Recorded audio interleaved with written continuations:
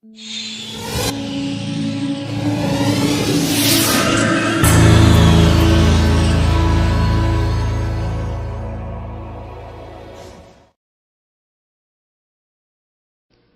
must be wondering why, as soon as you got in here, the people from the TEDTALK team asked you to write down an animal that pops into your mind as soon as you think of stupidity. Well, it was a poll, and now I have the results here, which I'm going to read to you because they're quite, let's say, interesting. You chose the donkey. The donkey, huh? I mean, it's not like I'm surprised. Actually, I was expecting this exact results. But why, though? Didn't you know that the donkey is one of the most intelligent animals among all of them? That's because they have a great possession of memory that allows them to recognize lands and even donkeys that they haven't seen for 25 years. Also, they're very independent in their thinking and decision-making. They will not put up with something that they don't consider safe, and that is due to their highly developed sense of preservation. But then again, you voted for this animal. Don't feel bad.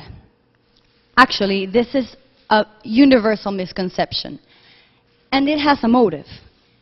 In terms of useful for the human needs, a horse will be more docile and it will be more easy to control, which is why we think it's smarter.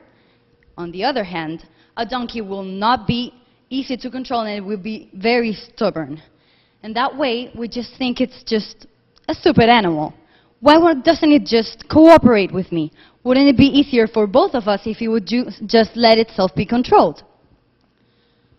That is the main problem of our society. And that is believing that the person who is more easy to control, who follows the rules, the person who is always obeying orders from superiors, that those are the smartest ones or the smart enough. And the people who dare to swim upstream, to think differently, are wrong and misfits. Well, let me tell you one fact. That people that dare, those minds who dare to think upstream, those are the only revolutionary ones. So I came here to explain you this story so that you could understand my story, how I began being a donkey of this society and how I became the person fit to be standing here and speaking to all of you. I was a weirdo in the back of the classroom when I was in high school. I spent all my days doodling and overthinking. I think I didn't even pay attention to any of my classes, only like math, biology, and chemistry. And that is because I thought the other ones were useless as the school system. I was so young and yet so determined to change so many things of the reality that society had created. I just had one inconvenience, and that is that I was an introvert donkey in a world of horses that bullied me. And yes, they made me suffer a lot, and many times they made me believe that I was wrong, that there was really something wrong with me. Then again, 15 years later, I still think I was on the right lane that day. And the results came true.